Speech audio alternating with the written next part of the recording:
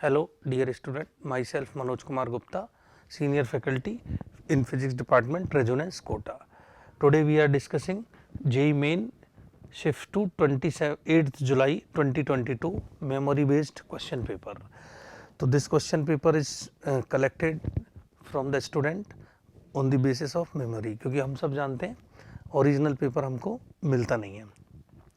First question, a uniform electric field E is 91 into 10 raised to power minus 6 volt per meter is created between two parallel charge plates as shown in figure. An electron enters the field symmetrically between the plates with the speed of V naught 4 into 10 raised to power 3 meter per second. The length of each plate is 1 meter. Find the angle of deviation of the path of the electron as comes out from the field. बिल्कुल similar question हमारी sheet में भी है, almost it is similar. तो हो सकता है कि लगभग इसी तरह का क्वेश्चन हमें एग्जाम में मिला है. तो देखिए क्या होगा कि इलेक्ट्रॉन बिल्कुल मिड से यहाँ से एंटर करता है इस रीजन में और सिमेट्रिकली, तो इस पर इलेक्ट्रॉन पर इलेक्ट्रिक फील्ड के अपोजिट में एक फोर्स लगेगा और वो फोर्स जो होगा इस तरफ होगा EE.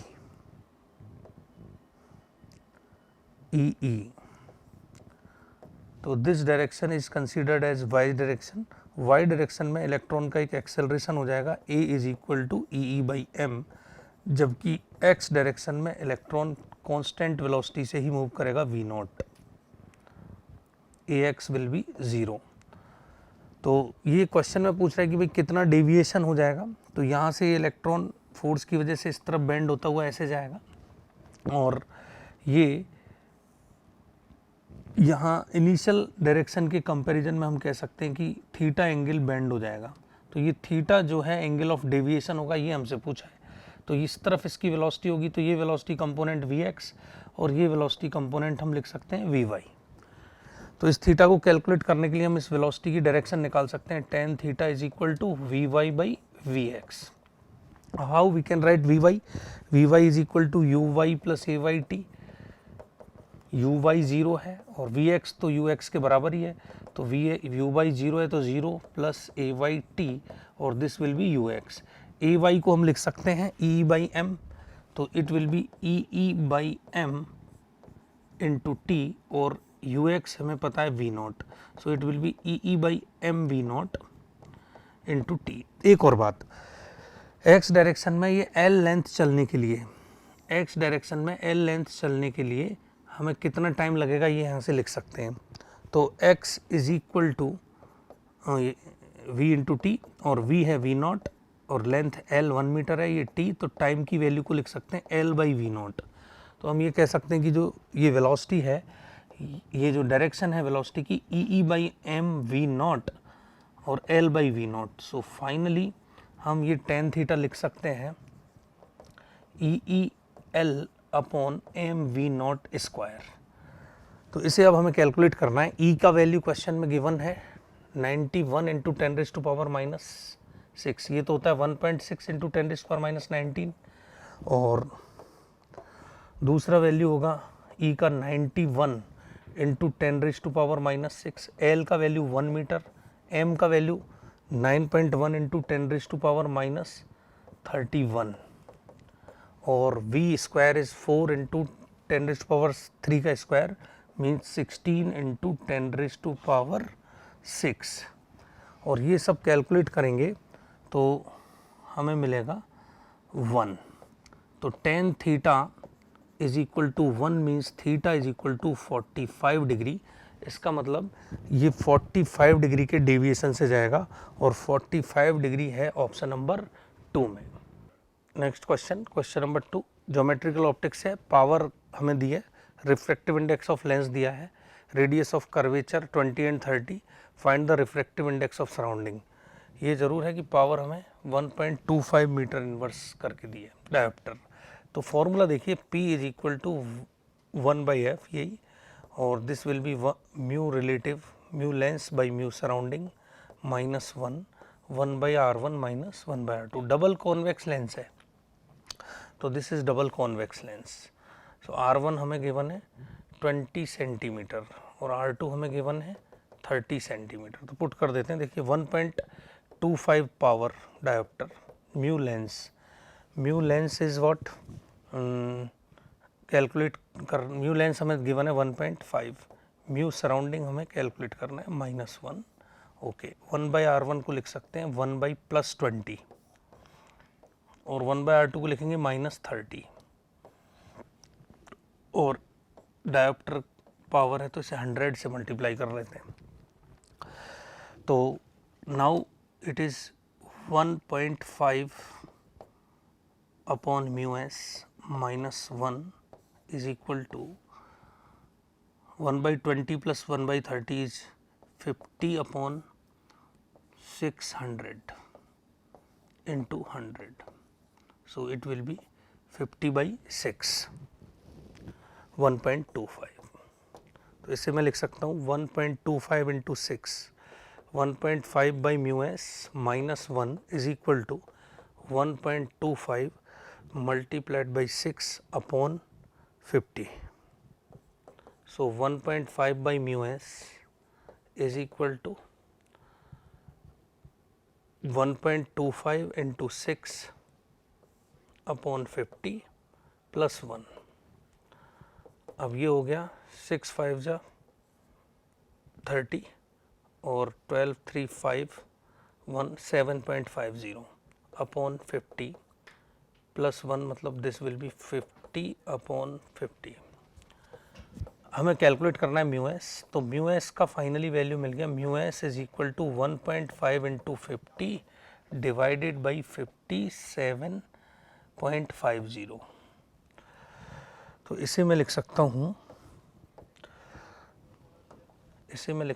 1.5 15 into 50 upon 575।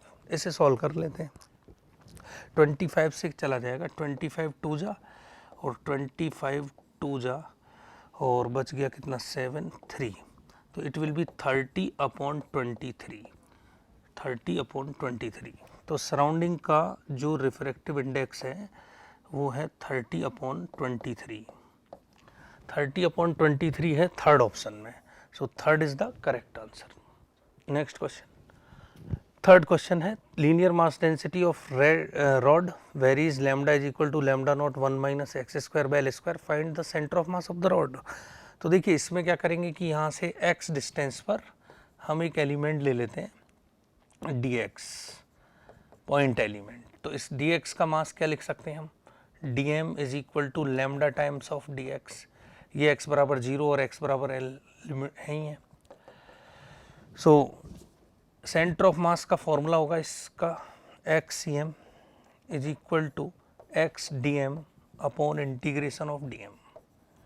dm को लिख सकते हैं lambda dx, x lambda dx upon lambda dx। Lambda की वैल्यू गिवन है लैम्डा नॉट, तो लैम्डा नॉट तो इंटीग्रेशन के बाहर लिख सकते हैं x into 1 minus x square by L square D X और whole divided by lambda not again बाहर 1 minus x square by L square into D x. अब देखिए lambda naught is cancel, limit होगी x बराबर 0 से x बराबर l, x बराबर 0 से x बराबर l। इसे सॉल्व कर लेते हैं। तो फर्स्ट पार्ट का इंटीग्रेशन होगा x dx को लिख सकते हैं एक्स स्क्वायर बाई 2 और लिमिट के बाद एल स्क्वायर बाई 2, और सेकंड पार्ट का इंटीग्रेशन होगा एक्स क्यूब डी एक्स मतलब x पावर 4/4 लिमिट के बाद l पावर 4/4 और l स्क्वायर पहले से है, और होल डिवाइडेड बाई डिनोमिनेटर में होगा dx का इंटीग्रेशन l और एक्स स्क्वायर का एक्स क्यूब बाई 3 मतलब l क्यूब बाई 3 और l square, this will be the integration of whole this term. अब हम इसे कैलकुलेट कर सकते हैं। तो देखिए l स्क्वायर, तो l square by 2 minus L square by 4 का मतलब हो गया l square by 4 whole divided by L square l, ये बचेगा 2l बाई 3, 2l बाई 3। इसे सॉल्व कर लेते हैं। तो it will be what 3l by 8, so centre of मास का x बराबर 0 से जो डिस्टेंस होगा वो होगा 3l/8 पर, और 3l/8 हमें दिख रहा है थर्ड ऑप्शन में, third is the correct answer. Next question, question number 4, potential energy of the particle varies with x as u is equal to 4 × 1 - 4 cos 4x। Time period of small displacement calculate करना है। तो देखिए u का function हमें given है 4 × 1 - cos of 4x। ऐसे solve force calculate कर लेते हैं, रिस्टोरिंग फोर्स का एक्सप्रेशन मिलेगा -du/dx। ऐसे जब डिफरेंशिएट करेंगे तो हमें एक फॉर्मूले का माइनस, एक यहाँ पहले से माइनस है, और cos 4x का डिफरेंशिएशन करेंगे तो एक होगा माइनस और 4 sin 4x। सो जो पूरा 3 बार माइनस होगा, this will B 16 - 16 sin 4x।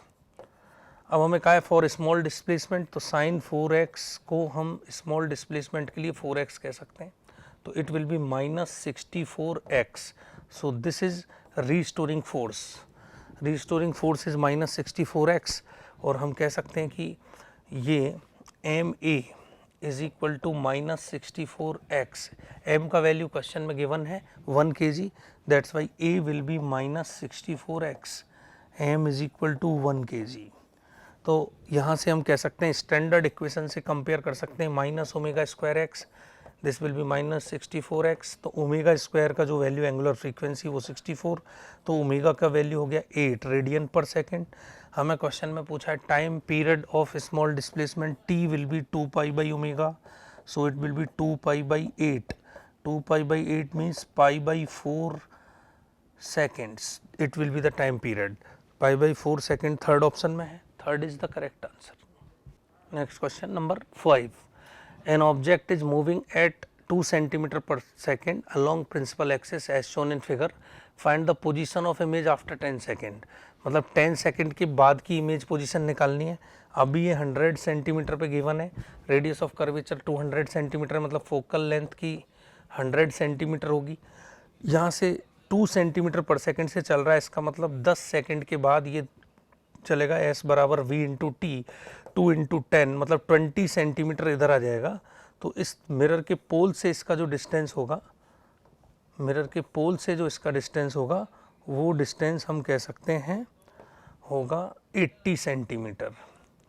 Light की डायरेक्शन इधर है प्लस, तो हम कह सकते हैं u is equal to -80 centimetre, t बराबर 10 पर, और f इज -100 क्योंकि कॉनकेव मिरर है। तो यहाँ से हमें इमेज पोजीशन निकालनी है 1/v + 1/u इज 1/f।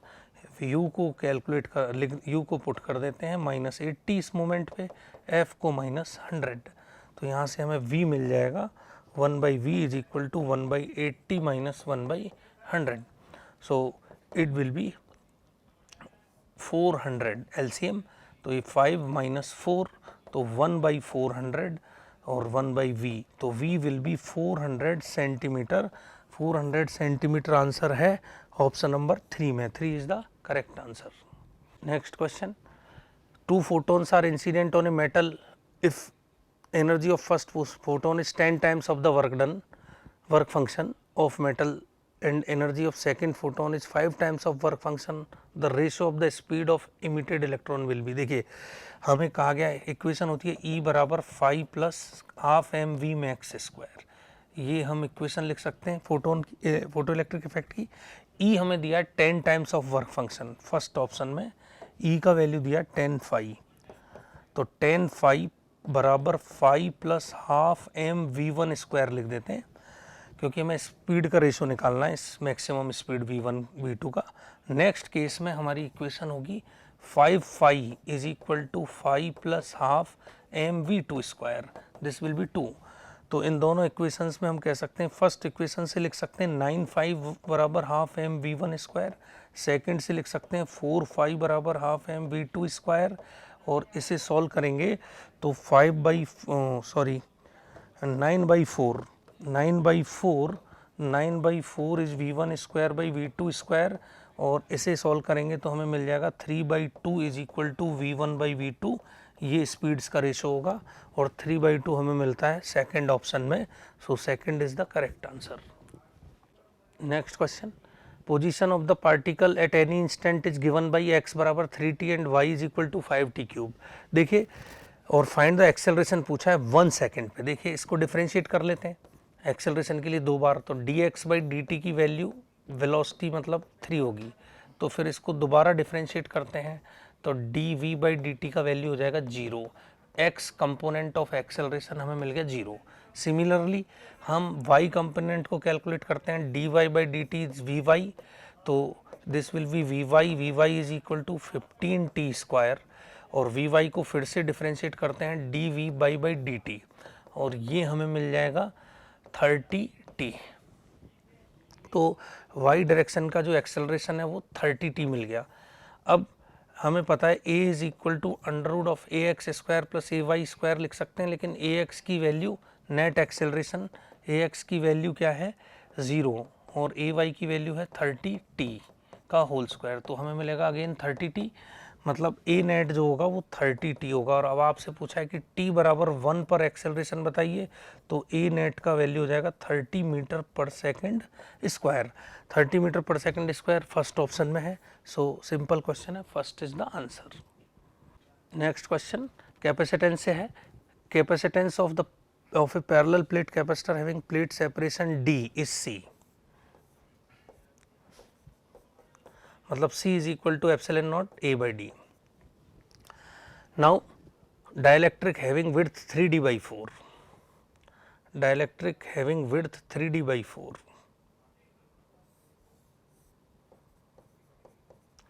तो remaining width will be d by 4, okay, filled between plates, find the new capacitance। तो c dash को हम लिख सकते हैं, c dash will be epsilon naught a T1 by K1, तो 3D by 4 divided by K plus T2 by K2 D by 4 divided by 1, तो ऐसे solve कर लेते हैं, D by 4 कॉमन आ जाएगा, तो epsilon not A D by 4, तो it will be what 3 by K plus 1, इसे कह सकता हूँ 4 epsilon not a by D और 3 बाई के plus 1, 4 epsilon not a by D, 4 epsilon not a by D, epsilon not a by D को c लिख सकते हैं, तो it will B 4c upon 3 by के प्लस 1, और ऐसा मुझे लगता है ये सेकंड ऑप्शन में है, second is the correct answer. Next question radio activity से है, a radioactive substance decays 7 by 8 in 15 minutes, what is the half life time। तो देखो डिकेज तो n a से b जाता है, देखो तो ये n नॉट है t बराबर 0 पर, और ये 0 है t टाइम पर, ये जो रिमेनिंग है वो n है और लैम्डा डिके कांस्टेंट है, तो जो डिकेड पोर्शन है वो n नॉट माइनस n हो जाएगा, तो हमें n naught by minus n जो है ना वो गिवन है, this will be n not 7 by 8, ये number of decay nuclei, number of decay nuclei,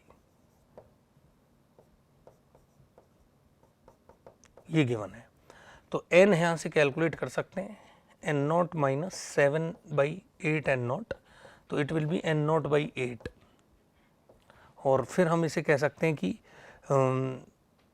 n is equal to N naught upon 2 raise to the power n, n की वैल्यू होती है t अपॉन t हाफ, तो it will be n naught by 8, तो हम कह सकते हैं 2 raise to the power is equal to 8, तो n की वैल्यू हमें मिल गई 3, मतलब 3 हाफ लाइफ होंगी, तो 3 is equal to t upon t half, और क्वेश्चन में हमें t का वैल्यू गिवन है, t का वैल्यू गिवन है 15 मिनट, 15 मिनट में इतना होता है, तो it will B 15 upon T half, तो यहाँ से हम कह सकते हैं कि टी हाफ जो होगा वो 15 बाई 3 मिनट्स होगा, और 15 बाई 3 मिनट्स होगा 5 मिनट्स, तो इसमें टाइम हाफ लाइफ टाइम जो होगा वो 5 मिनट्स होगा, जो कि फर्स्ट ऑप्शन में, first is the correct answer. Next question number 10, an object is throne up with 19.6 from the top of the building.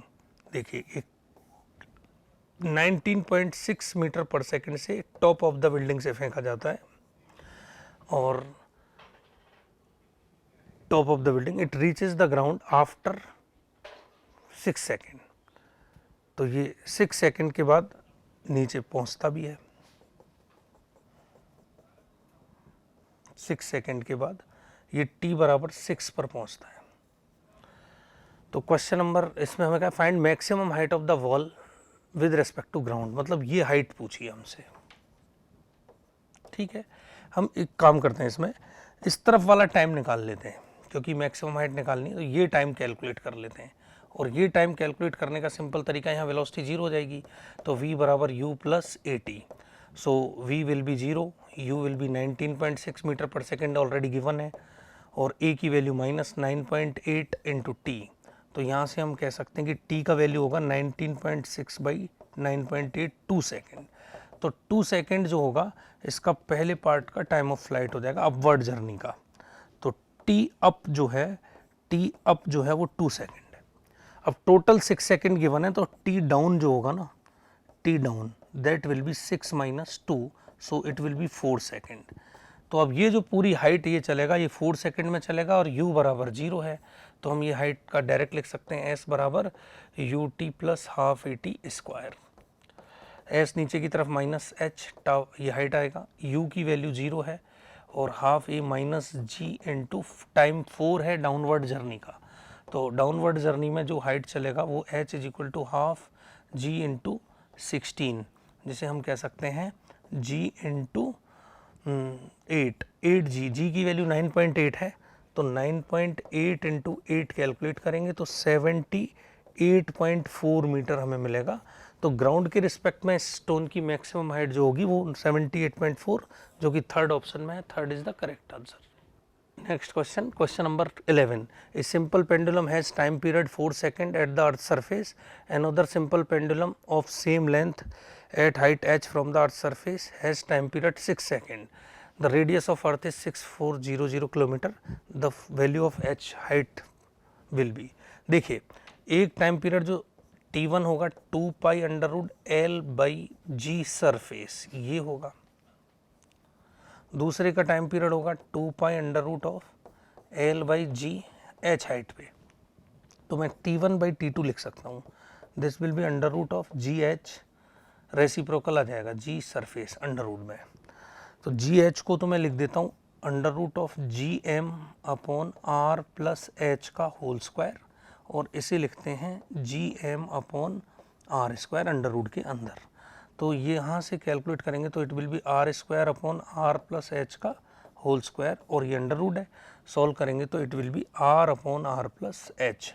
और ये जो टाइम पीरियड हमें दिया है, ये पहले का 4 और दूसरे का 6, तो it will be 4/6 is equal to R upon R plus H, so 2/3, तो 2r प्लस 2h यहाँ से लिख सकते हैं, 2r plus 2h is equal to 3r, तो 2h is equal to what r, तो h का वैल्यू हमें मिल गया r/2, r है 6400/2, तो हमें मिल गया 3200 kilometres.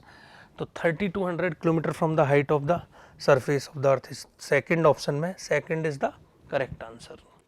Next question, statement 1, a wire of resistance 80 ohm is divided in 4 equal parts, these parts are connected in parallel, effective resistance। देखिए 80 ohm को 4 equal parts में डिवाइड करेंगे, 4 इक्वल पार्ट्स में डिवाइड करेंगे तो सारे पार्ट्स का 20 ओम हो जाएगा, और फिर इन्हें पैरेलल में कनेक्ट करते हैं, तो पैरेलल में चारों पार्ट्स को कनेक्ट करेंगे तो आर इक्वलेंट जो होगा that will be 20/4, 20/4 will be 5 ohm, और ऑप्शन में कुछ ऐसा ही लिखा है, effective resistance is now 5 ohm, 5 ohm is the first, तो statement 1 is correct. 2 resistance 2 ohm and 3 ohm are connected in parallel, 2 ohm and 3 ohm are connected in parallel, तो ये है। अब यहाँ कहते हैं कि the ratio of the heat produced in this, देखो हीट प्रोड्यूस्ड जो होगा वो I²R/dt होगा या V²/R/T होगा, तो हीट प्रोड्यूस का जो रेशो होगा वो रेसिप्रोकल होगा रेजिस्टेंस से, तो H is proportional to 1/R, तो H1/H2 is equal to R2/R1। देखो पैरेलल में वोल्टेज सेम होते हैं, इसलिए मैंने फॉर्मूला लिखा है R2/R1, R2/R1 is equal to 3/2। तो ये है, इसमें H1 इसमें H2, तो ये 3/2 का रेशो होगा, और यहाँ लिखा हुआ है 2/3 का, तो ये गलत है। तो statement 1 is correct, 2 is false, first option is the correct answer. Next question, ये ईएमएफ से है, इलेक्ट्रोमैग्नेटिक फील्ड से। Find ratio of the magnetic field at the centre of the circular current carrying loop to magnetic field at the point height h is equal to √3r। देखिए, एक तो centre का और h is equal to √3r का field calculate किया है, मतलब इसका रेशियो कैलकुलेट करना है। तो यहाँ हम कह सकते हैं B is equal to μ0 NI/r² r² प्लस h² की जगह आएगा √3r का होल स्क्वायर और इस होल पावर 3/2। इसे सॉल्व कर लेते हैं एक बार। μ0 I/r² 2 और ये हो गया 4r² की पावर 3/2, तो इट विल बी 2r। तो μ0 I/r² 2r³ मतलब 8r³ हो गया भैया। 8r³ का मतलब हो गया μ0 I/16r। और सेंटर पे तो हम जानते हैं, सेंटर पे जो फील्ड होगा वो होगा μ0 I/2r। इन दोनों का रेशो निकालना है, BH और B centre, B centre by B centre by BH का रेशो निकालना है। B centre BH, B centre is μ0 I/2r, ये 2r है, और डिवाइडेड बाई μ0 I/16r। तो μ0 I कैंसिल, 16/2, 16/2 इज द 8:1। 8:1 जो है वो है थर्ड ऑप्शन में, जो third is the correct answer. Next question, ये भी ईएमएफ का ही है, इलेक्ट्रोमैग्नेटिक फील्ड में। Find force on wire CD। Wire CD पे मैग्नेटिक फील्ड, इसकी वजह से फोर्स कैलकुलेट करना है। तो देखिए, वायर CD जो है ना वो ये है, मैग्नेटिक फील्ड इधर है B, तो हम लिख सकते हैं ये CD में करंट इधर है, ये 555, तो ये एंगल है 60 डिग्री का, तो ये एंगल भी होगा 60 डिग्री का। तो हम फोर्स लिख सकते हैं वायर CD पर IBL साइन 60। L और B के बीच का जो एंगल है वो 60 डिग्री है, सिंपल। तो I का वैल्यू है क्वेश्चन में 10 एम्पियर गिवन है, B का वैल्यू 0.5 टेस्ला, लेंथ जो है वो 5 सेंटीमीटर है, 5/100, साइन 60 की वैल्यू लिख देते हैं √3/2, √3/2। तो देखिए, ये 5/10 कर देते हैं, तो ये 10 कैंसिल, 5 और 5 25, सॉरी 5 और 5 25/2 और √3 और 100 को लिख देते हैं 10⁻⁻², तो it will be 12.5 √3 10⁻⁻² newton. So 12.5 √3 10⁻⁻² newton मतलब 1.25 10⁻³ न्यूटन, ये सही हो जाएगा। Third is the correct answer. Next question, ये a particle is attached with the string, circular motion से रिलेटेड है शायद, and cross section area 3 mm² is revolving in a circle, yes, in vertical plane. Mass of the particle is 2 kg and velocity at lowest point is 20. Young modulus भी है इसमें, is of the wire 10⁻11 Newton per meter square. Then find the strain in the wire at lowest point, मतलब strain calculate करना है। तो ultimately देखिए, हमें actually tension calculate करना है, क्योंकि पहले स्ट्रेन का फॉर्मूला बना लेते हैं। यहाँ पे टेंशन T है इस वायर में, तो हम जानते हैं कि स्ट्रेस बाई स्ट्रेन जो होता है ΔL/L, और stress this will be equal to Young modulus. तो स्ट्रेन का जो फॉर्मूला बन जाएगा F ΔL/L, that will be F/AY। y हमें दे रखा है, F होगा tension in the string, tension upon AY। अब सर्कुलर मोशन में लोएस्ट पॉइंट पे टेंशन कितनी होती है ये लिख लेते हैं। यहाँ पर लोएस्ट पॉइंट पे इसकी स्पीड गिवन है 20 मीटर पर सेकेंड, इसका मास भी गिवन है, मास है इसका 2 kg, और ये mg मतलब 2g, और यहाँ टेंशन है। तो हम देखो, एक सर्कुलर मोशन में इक्वेशन लिख सकते हैं T minus M G is equal to M V square by L से इनकी वैल्यूज कैलकुलेट कर लेते हैं। टेंशन की value M G plus M V square by L, यहाँ से कैलकुलेट करके उस तरफ फॉर्मूले में रख देंगे। M is 2, G is what 10 और एम फिर अगेन 2, वी इज वॉट 20 का स्क्वायर 400 और एल की वैल्यू क्वेश्चन में गिवन है 0.5 मीटर, 0.5 इज 1/2, तो यहाँ से ये होगा 20 और ये हो गया 1600, सो 1620 न्यूटन। ये टेंशन हो गई, इसे पुट कर देते हैं और स्ट्रेन निकाल लेते हैं। तो 1620 Newton divided by area, area question में गिवन है 3 mm स्क्वायर इस वायर का, तो 3 mm स्क्वायर 10⁻⁻6 कर देते हैं और यंग मॉडुलस है 10⁻11, 10⁻11, तो ये हो गया 10⁻5, तो 61620/3 इंटू 10⁻⁻ हो जाएगा -5, इस तरह का ऑप्शन होगा। और ये हम लिख सकते हैं -4, 162/3 इंटू 10⁻⁻4, 54 इंटू 10⁻⁻4 बन गया।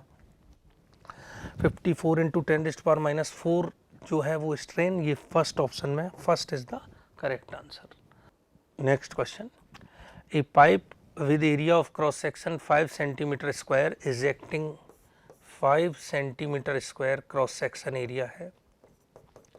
ejecting वाटर की डेंसिटी होती है 1000 kg/m³ और जो स्पीड है वो है 2 मीटर पर सेकेंड, इस तरह से है। और striking on the wall, force exerted by the water stream on the wall, देखिए इस तरह से है। ये पाइप जो है ये वॉल पे वाटर फेंक रहा है और इस वॉल पे फोर्स कैलकुलेट करना है इसकी वजह से, तो ये फोर्स होता है Vdm/dt और इसे हम कह सकते हैं dm/dt को rho A into dx/dt, again dx/dt is velocity, तो rho A cross section area into V square, तो rho A V square force होगा और F को मैं लिख सकता हूँ रो ए वी स्क्वायर, रो को लिख देते हैं 1000 वाटर के लिए, एरिया ऑफ क्रॉस सेक्शन दे रखा है 5 सेंटीमीटर स्क्वायर, 5 इंटू 10⁻⁻4 और वी स्क्वायर स्पीड है, वी स्क्वायर को लिख सकते हैं 4 स्पीड का स्क्वायर, तो ये है 20,000 इंटू 10⁻⁻4, तो 2 न्यूटन आ गया भाई, और 2 न्यूटन है फर्स्ट ऑप्शन में, तो first is the correct answer. Next question, question number 17 में कहा है कि in the circuit shown below find current through the battery just after closing the switch. देखिए current through the battery just after closing the switch, मतलब switch तो close कर दिया है, उधर इंडक्टर लगा है, तो जो इंडक्टर लगा है ना,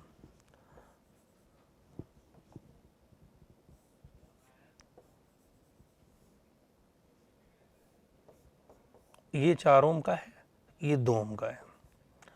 जो इंडक्टर लगा है वो just after closing the switch open circuit की तरह काम करेगा और ये सर्किट कुछ इस तरह का होगा t = 0 पर just after closing the switch.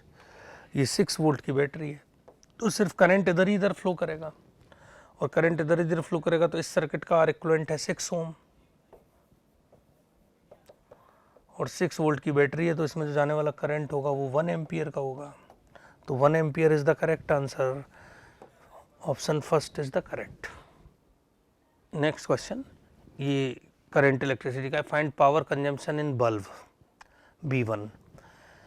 देखो B1 और B2 इनके पावर रेटिंग्स दिए हैं और इनके पावर रेटिंग्स से हमें बल्ब का पावर कंजम्पशन कैलकुलेट करना है। तो ये जो पावर रेटिंग है ये सब सेम वोल्टेज पर है, 220 220 220, तो मैं टोटल पावर कंजम्पशन इसमें इस तरह से लिख सकता हूँ। इस फॉर्मूले को लिखने की कंडीशन ये है कि तीनों की रेटिंग सेम होनी चाहिए, P1/P is equal to 1/P1 plus 1/P2। यदि तीनों की रेटिंग सेम नहीं है तो फिर नहीं लिख सकते, ये फिर करंट कैलकुलेट करके करते। इस तरह से हम टोटल पावर कंजम्पशन सीरीज का लिख सकते हैं, इट विल बी 6000 और ऊपर हो जाएगा 160, सो इट विल बी 1/P, तो ये P की वैल्यू हो जाएगी 600/16 वाट, जिसको मैं 6 इंटू 25/4 सॉरी 6 इंटू 100, 600 है ना, 6 इंटू 100/16 है, 4 इंटू 4 ये है, तो ये हो गया 25, दिस विल बी 2 और 3, 75/2 टोटल पावर कंजम्पशन होगा, 75/2 टोटल पावर कंजम्पशन होगा सीरीज में वॉट। अब हमें कहा है बल्ब B1 का बताइए। देखिए B1 का जो रेजिस्टेंस होगा वो होगा V²/P1 और इसका जो रेजिस्टेंस होगा V²/P2 रेटिंग से, तो मतलब रेजिस्टेंस होगा इनका इनकी पावर रेटिंग के रेसिप्रोकल। तो R1/R2 की वैल्यू जो होगी वो होगी P2/P1 और R1 और P2 की वैल्यू है 60 और P1 की वैल्यू है 100, तो इट विल बी 6/10 मतलब 3/5। तो R1/R2 की जो वैल्यू होगी वो 3/5 होगी। अब इनका जो एक्चुअल पावर कंजम्पशन है वो करंट के I²R होगा, तो रेजिस्टेंस के प्रोपोर्शनल होगा I²R, तो P प्रोपोर्शनल टू R, तो P1/P2 का जो रेशो होगा वो होगा R1/R2, मतलब इट विल बी अगेन 3/5। अब B1 में रेशो हमें निकालना है, तो P1 की जो वैल्यू होगी 3/3 + 5 into total power consumption, that will B 75/2। इसे मैं कह सकता हूँ 3/8 इंटू 75/2, तो इट विल बी 225 225/16 और 225/16 वॉट को कैलकुलेट कर लेते हैं, तो इट विल बी 1, 16 बन जा तो 6 बचेगा, सो 16 14 पॉइंट समथिंग वॉट आएगा, near about 14 for something what 14.06 what, जो कि फर्स्ट ऑप्शन में है। First is the correct answer. Next question, question number 19, A bullet enters in A water column with kinetic energy 90 joule. देखिए यहाँ इसकी kinetic energy 90 joule है और फिर कह रहे हैं आफ्टर 1 सेकेंड इसकी काइनेटिक एनर्जी 40 जूल है, तो यहाँ पर 1 सेकेंड के बाद इसकी काइनेटिक एनर्जी 40 जूल है। तो हम यहाँ पर आगे कुछ कह रहे हैं, find minimum length of the water column so that bullet stops, mass of bullet is 200 ग्राम। तो अब हमें यहाँ तो स्पीड तो कैलकुलेट करना ही पड़ेगा, तो पहले मैं कह सकता हूँ V इनिशियल, तो half m into V initial का स्क्वायर या V1 का स्क्वायर, दैट विल बी 90। तो यहाँ से V1 का स्क्वायर हो जाएगा 90 इंटू 2/200 ग्राम को लिख सकते हैं 0.2, तो इट विल बी 900। तो V1 बराबर 30 मीटर पर सेकेंड, तो 30 मीटर पर सेकेंड से एंटर करती है और 1 सेकेंड के बाद 1 सेकेंड के बाद 40 जूल हो गई, तो 1 सेकेंड के बाद half m V final square again V2 square that is equal to 40, तो ये अगेन 0.2 लिखेंगे, तो V2 स्क्वायर बराबर 40 into 2 divided by 0.2, this will be 400 और V2 की जो वैल्यू हो जाएगी वो हो जाएगी 20 मीटर पर सेकेंड। तो 30 से 20 मीटर पर सेकेंड होने में यहाँ की स्पीड हो गई 20 मीटर पर सेकेंड और यहाँ की स्पीड हो गई 30 मीटर पर सेकेंड 1 सेकेंड के वक्त में। तो एक्सेलरेशन आ जाएगा v बराबर u + at से, और ये हो गया 30, v की वैल्यू 20, v की वैल्यू हो गई 20, v की वैल्यू 20 और u की वैल्यू है 30 और रिटार्डेशन है -a इंटू t1, तो रिटार्डेशन का मैग्नीट्यूड ये आ जाएगा 10 मीटर पर सेकेंड स्क्वायर। 10 मीटर पर सेकेंड स्क्वायर से रिटार्ड हो रही है। तो आगे ये कहा कि भाई ये total so that bullet can stop minimum length of water column, पूरी लेंथ निकालनी है बुलेट रोकने के लिए, इतनी मिनिमम लेंथ। तो वी स्क्वायर बराबर again you square plus 2as, you initial speed इसी को ले लेते हैं, तो v फाइनली 0, ये 30 का स्क्वायर, a की वैल्यू रिटार्डेशन 10 और s हमें कैलकुलेट करना है 2 और है 2as, तो s will be 30 into 30 divided by 20, 2 cancel, तो ये हो गया 90/2, तो इसका जो वैल्यू होगा 45 मीटर का वाटर कॉलम होगा। तो minimum length of water column required is 45 metre, so first is the correct answer. Next question, V dash and U dash are the image and object distance from focus and V dash U dash is 225, then find the focal length of the mirror. ये तो formula होता है Newton's formula, xi xo is equal to f square, where xi and xo is the distance from focus, xi and xo is the distance from focus। बहुत ही simple question है, इस paper का सबसे simple question है, कुछ करना नहीं है। तो फोकस से डिस्टेंस हमें यू डैश वी डैश ये गिवन है और ये 225, मतलब एफ स्क्वायर का जो वैल्यू है दैट विल बी 225 और एफ का वैल्यू होगा अंडर रूट 225। 225 15 का स्क्वायर होता है तो इट विल बी 15 सेंटीमीटर। तो 15 centimetre is the focal length of mirror, जो कि थर्ड ऑप्शन में है। Next question, in the given diagram pulley is ideal small acceleration of chain at given instant। तो थोड़ा सा मतलब इसी मोमेंट का बताना है। Acceleration of chain at given instant g/2, acceleration of chain इस मोमेंट पे g/2 है, तो रेशो निकालना है इस मोमेंट पे चेन का L-L। देखिए इस तरफ जो पुलिंग फोर्स है वो लिख लेते हैं, ये जो पुलिंग फोर्स होगा इसका मास पर यूनिट लेंथ बोल देते हैं लैम्डा टाइम्स ऑफ L-L। तो ये हो गया इस तरफ का मास m1 और ये इस तरफ का मास हो जाएगा लैम्डा इंटू L। तो हम कह सकते हैं कि जो नेट पुलिंग फोर्स है, इस तरफ पुलिंग फोर्स है लैम्डा LG, इस तरफ पुलिंग फोर्स है lambda capital L-L into G। तो जो नेट पुलिंग फोर्स होगा, एक्सेलरेशन हम लिख सकते हैं lambda into L- small l into G minus lambda L into G upon total mass, और टोटल मास हो जाएगा लैम्डा इंटू L। ये इसका एक्सेलरेशन है और एक्सेलरेशन हमें गिवन है g/2। तो लैम्डा तो देखिए कैंसिल हो गया और एक्सेलरेशन को पुट कर देते हैं g/2, तो ये हो गया L minus L into G divided by capital G, cancel हो जाएगा और अब L/2 बराबर L-2L, ये आ गया। हमें कैलकुलेट करना है L by capital small l। तो देखिए L/2 is equal to 2L आ गया, L/2 is equal to 2L। तो capital L upon small l is equal to 4, जो कि सेकंड ऑप्शन में है। Second is the correct answer. Next question, question number 22, 5 × 10⁵ pascal pressure is applied on the water surface as shown, atmospheric pressure is this, density of water is this, then find the velocity v ejecting water। ये v speed निकालनी है, simple ही है।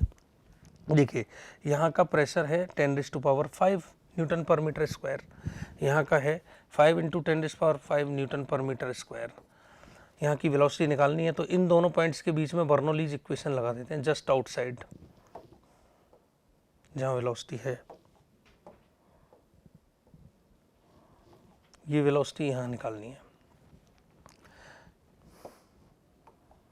ठीक है, तो Bernoulli equation का formula है P1 plus half rho V1 square plus rho GH1 is equal to P2 plus half rho V2 square plus rho GH2। तो देखो इसे रेफरेंस ले लेते हैं, तो ये हो गया, या ठीक है यहाँ भी रेफरेंस ले सकते हैं, पुट कर देते हैं सीधा।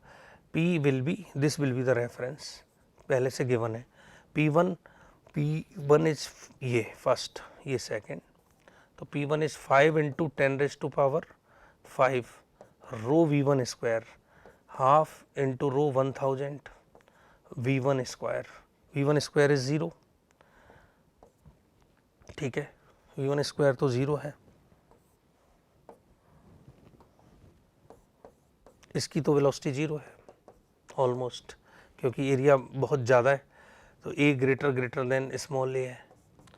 रो GH1 H1 है 15, रो G इंटू 15। P2 की वैल्यू लिख देते हैं 10⁵, हाफ रो V2 स्क्वायर, ये हमें कैलकुलेट करना है 1000 इंटू V2 स्क्वायर, और इसकी रो G इंटू 5 रो G इधर आ जाएगा, ये तो कट गया, 5 × 10⁵ माइनस 10⁵ प्लस रो G इंटू 15 माइनस 5, ये होगा, and this will be half into 10⁵ into V2 square, ये V2 कैलकुलेट करना है हमको। ये हो गया 4 × 10⁵, 4 इंटू 10⁵, ये हो गया रो जी इंटू 10 प्लस रो जी इंटू 10, मतलब 10⁻³ इंटू 10 इंटू 10, और this will be half into 10⁻³ into V2²। देखिए ये भी 10⁵ है, ये भी 5 है, तो 10⁵ 4 + 1 हो गया, this will be half 10⁻³ V2²। इसे कैलकुलेट करते हैं तो इधर बच जाएगा 10⁻²। 100 इंटू 5 इंटू 2 बराबर V2², V2 बराबर √1000 हो गया भाई, और √1000 को लिख सकते हैं 10√10 मीटर पर सेकेंड। 10√10 मीटर पर second will be in third option, third is the correct answer. Next question, A gas off degree of freedom 8 at a certain temperature expands isobarically, does work 1500 joule, find absorb heat. देखो gas absorb heat के लिए हम कहें work done हमें given है, तो isobaric process है, isobaric process का वर्क डन 1500, ये फॉर्मूला होता है nR∆T, ये हमें गिवन है। एब्जॉर्ब हीट लिख सकते हैं आइसोबारिक प्रोसेस में NCP∆T, और डिग्री ऑफ फ्रीडम से इसे रिलेट कर सकते हैं, CV जो होता है ना वो होता है F/2R, और आइडियल गैस के लिए CP जो होता है F/2R + R, तो इसे मैं लिख सकता हूँ N × F/2 + 1 × R ∆T, मतलब F/2 इज 8/2 + 1 × nR∆T, और 8/2 + 1 मतलब 5 nR∆T। nR∆T वर्क डन है आइसोबारिक प्रोसेस में जो 1500 जूल है, तो 5 × 1500 जूल, इसका मतलब हो गया 7500 joule is the correct answer, जो कि थर्ड ऑप्शन में है। Next question, sunlight falling on the perfectly absorbing plate for 20 minute, area of plate is 36 centimetre square, if the average force on the plate is 7.2 × 10⁻⁻8 Newton, find the intensity in what पर centimetre square. देखिए यहाँ पे हमें पता है perfectly absorbing surface पर sunlight perpendicularly गिर रही है, क्वेश्चन में गिवन इस तरह से ही था, दिस विल बी 7.2 × 10⁻⁸ न्यूटन, और इस फोर्स को परफेक्टली एब्जॉर्बिंग सरफेस पर हम लिख सकते हैं IA/C, ये फॉर्मूला होता है IA/C 1 + R, परफेक्टली ऑब्जर्विंग के लिए R 0 होता है, तो इट विल बी IA/C। तो बेसिकली हमें पूछा है क्वेश्चन में this force is 7.2 × 10⁻⁸ Newton, 10⁻⁸ Newton, तो हमें I पूछा है, तो हम कह सकते हैं I this will be 7.2 × 10⁻⁸ C/A, C light की स्पीड है, 7.2 × 10⁻⁸, और लाइट की स्पीड को लिख सकता हूँ मैं 3 ×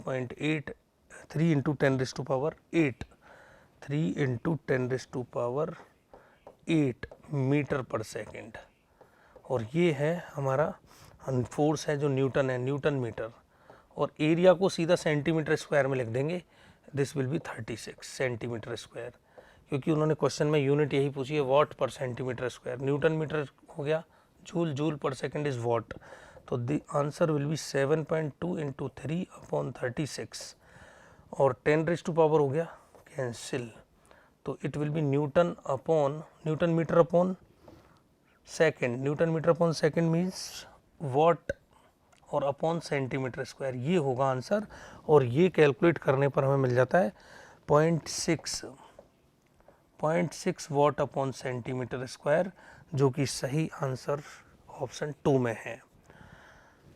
थैंक्स।